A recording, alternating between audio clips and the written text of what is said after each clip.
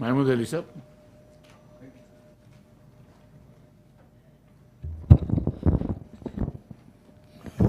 Chairman साहब, आपका बहुत शुक्रिया अदा करता हूं। बजट इस साल का 25-26 के बजट के बारे में डिटेल बताया गया है। मैं एक बात पूछना चाहता हूं कांग्रेस हुकूमत से कि आपने बहुत से वायदे किए थे मगर कोई वादा पूरा नहीं किया गया अध्यक्ष चेयरमैन साहब। और हर तरीके से तमाम कम्युनिटी को, माइनॉरिटी नहीं सारी कम्युनिटी के साथ जो वायदे किए गए थे, इलेक्शन से पहले जो वायदे किए जाते हैं वो वायदे पूरा करना उनका फ़र्ज़ बनता है। मगर इस मरतबा इस बजट में कोई भी वायदा पूरा नहीं किया। हमारे 6 गारंटी से या 420 हामी हमें जो दिया गया था वो सारे के सारे अधूरे माह के वहाँ रह गए। इस बजट के अंदर ख़ास तौर से सारी कम्युनिटी के साथ कहीं भी इंसाफ नहीं किया और ख़ास तौर से माइनॉरिटी कम्युनिटी के साथ। माइनॉरिटी कम्युनिटी का जो बजट है, पिछली मरतबा यकीनन काफ़ी लोगों को खुशी हुई थी कि हमें 4000 करोड़ का बजट वायदा किया था और हमारा माइनॉरिटी डिक्लेरेशन में आप देखिए 4000 करोड़ का वायदा किया था, उसमें 3003 करोड़ रुपए दिए गए और 1000 रुपये लोन, सब्सिडी लोन जो मुस्लिम बेरोज़गार है, जो लोग रोज़गार से वाबस्ता नहीं है, उन्हें देने का वायदा किया। मगर 1000 करोड़ में एक भी रुपया सैंक्शन नहीं किया और 3000 करोड़ के अंदर 35% 40% का खर्चा किया गया। अभी मैं बताता हूँ फिगर्स बहुत से, उसके अंदर जहाँ तक हो सके हम यही चाहते हैं जो हुकूमत पावर में आने से पहले वायदे करती है उसे पूरा करना कांग्रेस पार्टी का दौर है। कांग्रेस पार्टी ने हमेशा 1-2 साल नहीं 48 साल हुकूमत की चेयरमैन साहब, कभी भी माइनॉरिटीज़ के एजुकेशन पर तवज्जो नहीं दी। हमारे जो रेजिडेंशियल स्कूल है दिन ब दिन अभी हाल इनका इतना ख़राब होते जा रहा है, वहाँ फूड प्रोवाइड जो किया जा रहा है, लोग रो रहे हैं, उनके बच्चे सेहतमंद के बजाय सेहत ख़राब होती जा रही। उन बच्चों को अच्छी फूड प्रोवाइड करना चाहिए, उन बच्चों को अच्छे तरीके से एजुकेशन देना चाहिए, क्योंकि एजुकेशन जो होता है सबसे अहम होता है। हमारे माइनॉरिटीज़ कम्युनिटी में एजुकेशन में बहुत बैकवर्ड है। ये मैं नहीं कह रहा हूँ, हर पार्टी का सर्वे अपना बताता है। जब टीआरएस की तरफ से भी सर्वे किया गया था हुकूमत बनने के बाद, तो उसमें पता चला था कि माइनॉरिटी कम्युनिटी एजुकेशन में बहुत पीछे, इसलिए केसीआर साहब ने रेजिडेंशियल स्कूल ओपन किया। कांग्रेस हुकूमत पिछले 48 साल यहाँ पर हुकूमत की, पूरे 48 साल में उसके साथ तेलुगु देशम भी 17 साल हुकूमत की। 65 साल के अंदर सिर्फ 10 रेजिडेंशियल स्कूल थे जिसमें 1000 बच्चे पढ़ा करते थे। केसीआर साहब ने 204 रेजिडेंशियल स्कूल खोले, इसलिए कि जब तक इस कम्युनिटी की जो बैकवर्डनेस अगर दूर किया जाए तो सिर्फ तालीम से दूर कर सकते हैं। आज वो स्कूल का हाल दिन ब दिन ख़राब होता जा रहा है। उसके अंदर हर किस्म से जो लोग बच्चे पढ़ रहे हैं वो जिस तरह पहले एजुकेशन हासिल करते थे उनमें जो खुशी थी आज वो नहीं। और महालक्ष्मी शाह इसके लिए ख़ास तौर से हमारी बहनों के लिए 2500 का वायदा किया गया था। इस बजट में कोई भी इसका जिक्र नहीं किया गया उस बात, क्योंकि वोट लेने से पहले जो वायदे करते हैं वो वायदे पूरे करना हुकूमत का फ़र्ज़ बनता है। हुकूमत ने महालक्ष्मी स्कीम को बिल्कुल नज़रअंदाज किया है। हम हुकूमत से मुतालबा करते हैं, आपने 2500 का जो घर घर वायदा किया था उसीलिए आप महिलाओं ने, ख़ासतौर से मुसलमान हो या नॉन मुस्लिम हो, वो वोट डालें हमारे तेलंगाना के बाशिंदे बहनें, तो वोट का हासिल लेने के बाद आप पावर में आने के बाद उसे मुकम्मल तरीके से नज़रअंदाज किया गया। चेयरमैन साहब, रैतु भरोसा, रैतु बीमा, रैतु भरोसा के अंदर हमारे किसानों को 10,000 से 15,000 का वादा किया गया, मगर वो भी मुकम्मल ना 10,000 मिल रहे हैं ना 15,000 मिल रहे हैं। लोग परेशान हैं, हमारे किसान खुदकशी करने की नौबत पे आ चुके हैं। हम हुकूमत से मुतालबा करते हैं कि आप पावर में आने से पहले आपने जो वायदा किया किसानों के साथ 15,000 रुपये हर एक को देने का वायदा किया, उससे हम आपसे गुजारिश करते हैं वो पूरा किया जाए। उसी तरह हमारे नौजवानों को अभी हमारे बहनों ने भी कहा और दूसरों ने भी कहा कि उनके जेब में 5 लाख रुपए का स्कीम रहेगा कि आप जहाँ चाहे पढ़ सकते हैं। आज 1 रुपया भी स्कीम नहीं है, किसी को भी 5 लाख रुपए क्या 5 रुपये नहीं दिया जा रहा है। सिर्फ वायदे किए गए वो पूरा नहीं किया गया। इसीलिए आप देखिए कर्नाटक में कांग्रेस ने अच्छी मेजॉरिटी से जीती, उसके बाद तेलंगाना के अंदर फिर अच्छी मेजॉरिटी से जीती, क्योंकि 6 गारंटी ऐसे बताए गए थे कि 6 गारंटी में सारे लोगों को, माइनॉरिटीज़ को भी इंक्लूड किया गया था, उनमें अच्छे अच्छे स्कीम बताए गए थे। मगर उसके बाद जितने इलेक्शन हो रहे, चाहे वो हरियाणा इलेक्शन हो, चाहे महाराष्ट्र का इलेक्शन हो, चाहे दिल्ली का इलेक्शन हो, कांग्रेस को हारना पड़ा। इस वजह से कि जो वायदे किए गए झूठे वायदे थे, आवाम को सिर्फ वोट लेने के लिए वो वायदे किए गए थे। वोट लेने के बाद वायदे पे अमलावरी नहीं हुई। दूसरे स्टेट में बताया गया, तेलंगाना स्टेट में देखिए हम इतनी अमलावरी कर रहे हैं, मगर जब लोग आजकल कम्युनिकेशन इतना एडवांस हो चुका है, इलेक्ट्रॉनिक मीडिया और प्रिंट मीडिया, जी इमीडिएट एक दूसरे को न्यूज़ मिलती है। लोगों ने इंक्वायरी किया तो पता चला तेलंगाना में जितने वायदे किए गए थे वो वायदों पर अमलवारी नहीं है, इसलिए दूसरे स्टेट में कांग्रेस को शिकस्त का सामना करना पड़ा। मैं यही कहना चाहता हूँ कि जहाँ तक हो सके हम अपने लोगों को जो हम वायदे करते हैं, खासतौर से कांग्रेस ने स्टूडेंट के अलावा तेलंगाना हर मंडल में इंटरनेट स्कूल खोलने का वायदा किया गया, आज तक कोई स्कूल नहीं खोला गया। और जो स्कूल रेजिडेंशियल स्कूल है उसे भी देखने की बात नहीं। और से स्कॉलरशिप का ये हाल है चेयरमैन साहब कि बच्चे अमेरिका, ऑस्ट्रेलिया, लंदन में पढ़ रहे हैं, बड़े परेशान है वो बच्चे। हम बार बार हुकूमत को तवज्जो दिला रहे हैं। मैंने कई बार कई लेटर लिखा है कि इन बच्चों का कम से कम इंस्टॉलमेंट देंगे तो बच्चे पढ़ सकेंगे। वहाँ पर उनको तालीम में कॉलेजों में उन्हें दाखिला नहीं दिया जा रहा है, और जो दाखिला ले चुके हैं बच्चे उन्हें सर्टिफिकेट नहीं दिए जा रहे। हमारे बच्चे परेशान हैं। और सर स्कॉलरशिप इतनी अहम स्कीम थी, केसीआर साहब ने उसके लिए 20 लाख रुपए देने का ऐलान किया और देते रहे। लोग कहते थे उस ज़माने में, मैं था एक बार, हमारे IAS अफसर भी कह रहे थे कि हमारे चीफ मिनिस्टर साहब से, साबिका चीफ मिनिस्टर साहब से, साहब ये 20 लाख की रकम बहुत बड़ी रकम है, हम रिफंड लेंगे।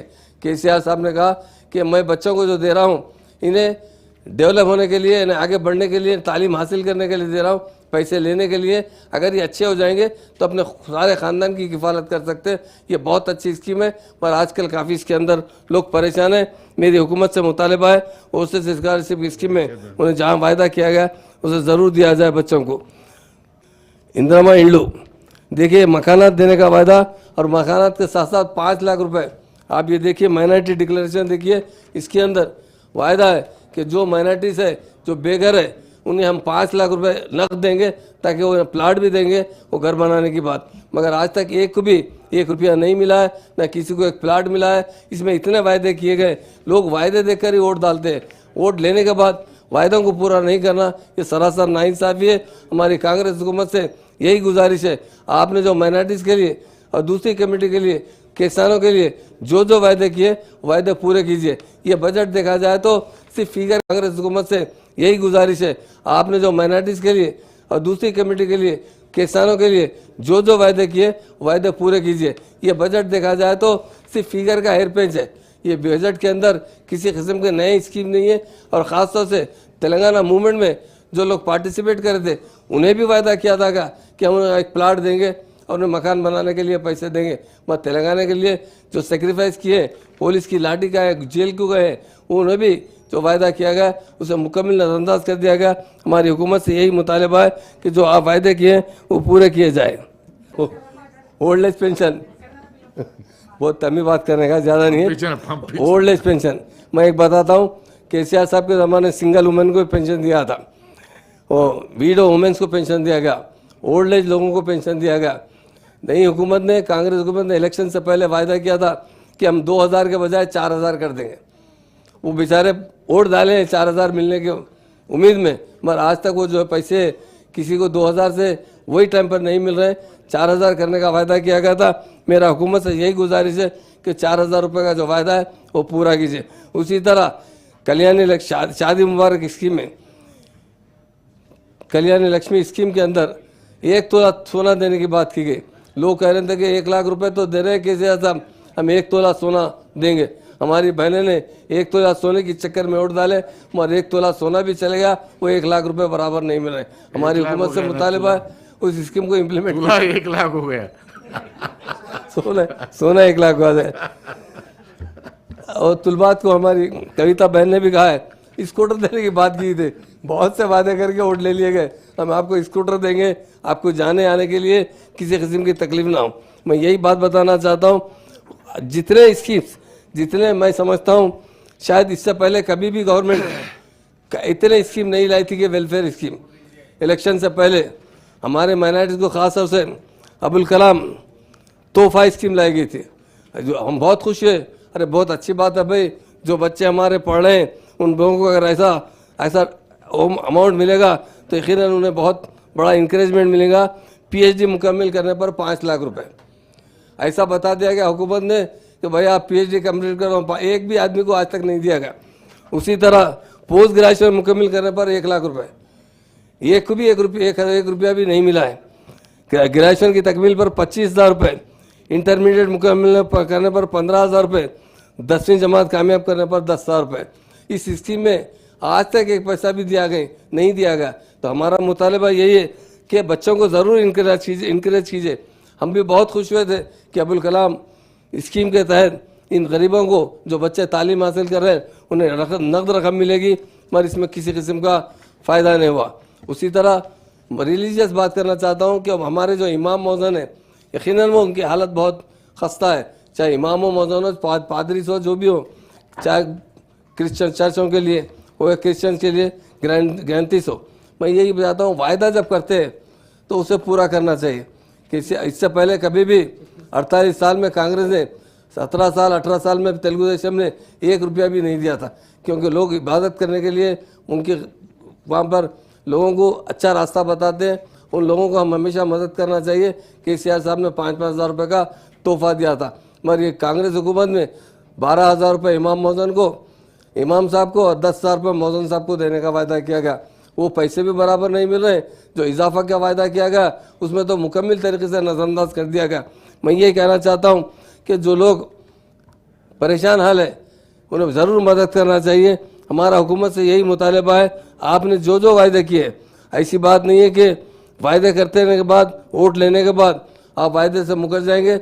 और ख़ास तौर से हमारे दोस्त ने भी कहा, सब प्लान की बहुत सख्त ज़रूरत है।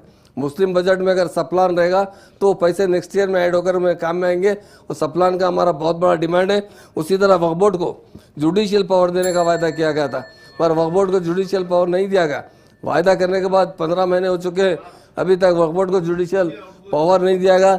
मेरा हुकूमत से मुतालबा है कि वक्फ बोर्ड को जुडिशियल पावर दिया जाए।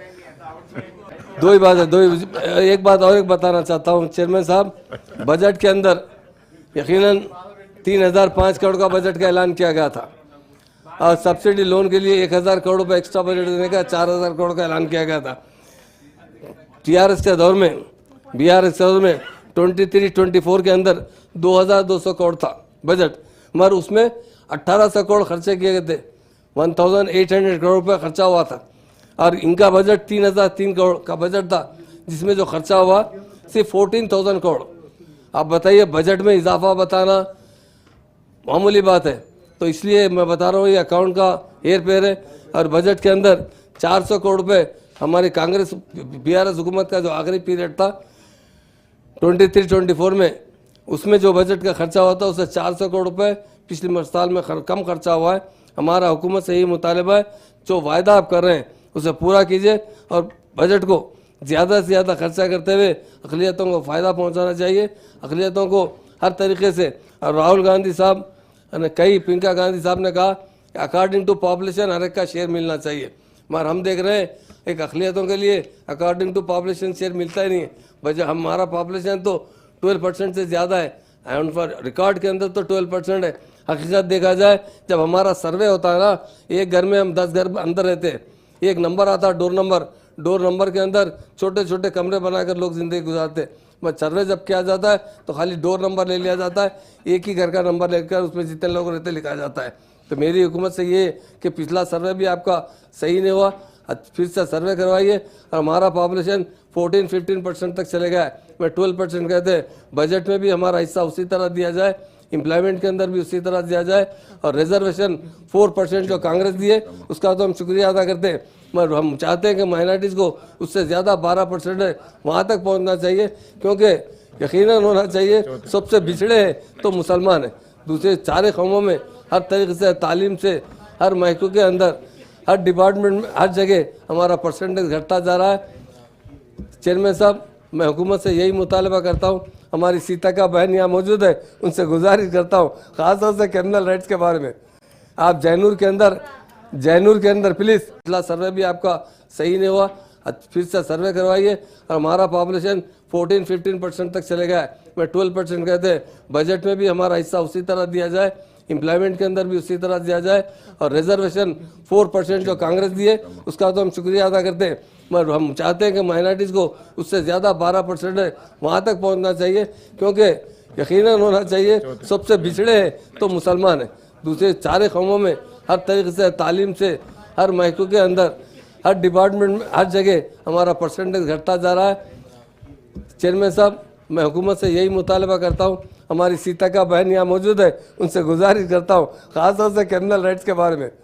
आप जैनूर के जैनूर के अंदर प्लीज़, नहीं, जैनूर के अंदर तेलंगाना जब से बना है, तेलंगाना बनने से पहले हमने 65 साल यहाँ पर रूल किया है। 65 साल में फिसादात होते रहे, परेशान होते रहे लोग मुसलमान को। जब थोड़ी थोड़ी मदद हो जाती थी, जब तक कांग्रेस हुकूमत आई है तो उसके बाद 2-3 फिसादात बड़े बड़े हो चुके हैं। ख़ास तौर से जैनूर का जो फिसाद हुआ, उसमें मेरी एक ही गुजारिश है कि उन लोगों को माली मदद की जाए।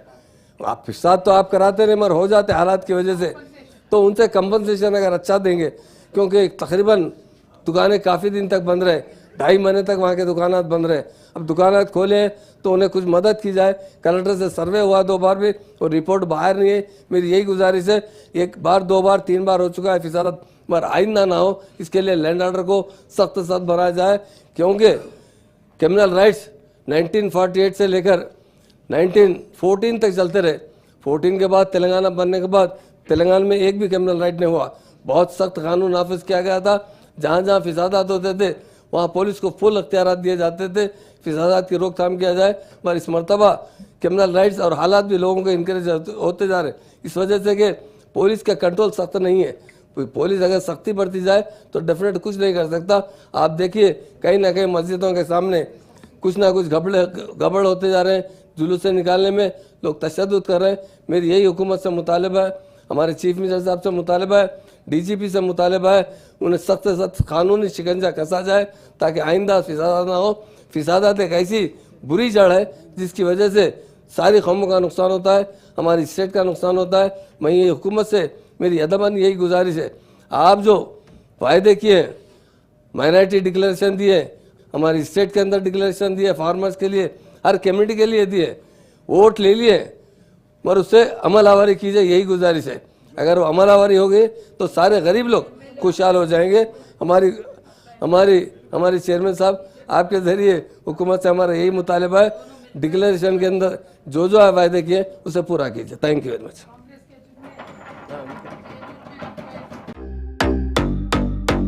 Modern trends readymade menswear collection पेश करते हैं आपके लिए आला अक़साम व मियारी मलबूसात। हमारे यहाँ formal, party wear, jeans, T shirt और ट्रैक पैंट्स के वसी वैरायटीज दस्तयाब है। इसके अलावा मर्दाना घड़ियाँ, सनग्लासेस और मियारी जूतों का शानदार कलेक्शन भी। ऑर्डर्स पर इम्पोर्टेड अशिया भी हासिल की जा सकती है, तो देर किस बात की, आज ही चले आएँ। हमारा पता है मॉडर्न ट्रेंड्स, बीबी का चश्मा रोड, टिकलकुंडा, फलकनुमा, हैदराबाद। मज़ीद मालूमात और राब्ते के लिए प्रोपरेटर मोहम्मद इमाद अहमद से रब्ता करें। 9959541435।